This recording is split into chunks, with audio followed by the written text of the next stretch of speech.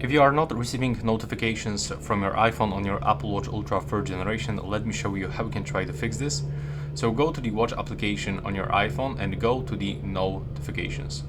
Over here you can find the list of all available notifications, and in most cases you are able to simply allow notifications by clicking here. But actually in some applications, like for example the messages, you've got option to get mirror my iPhone function or the custom one.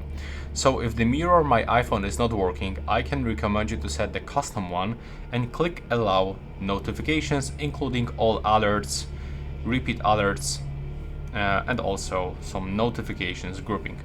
If it is still not working, then probably you just enable some kind of the do not disturb mode, sleep mode, or theater mode on your Apple Watch or on your iPhone, because when you enable this mode on your iPhone, it will be also automatically turned on your Apple Watch.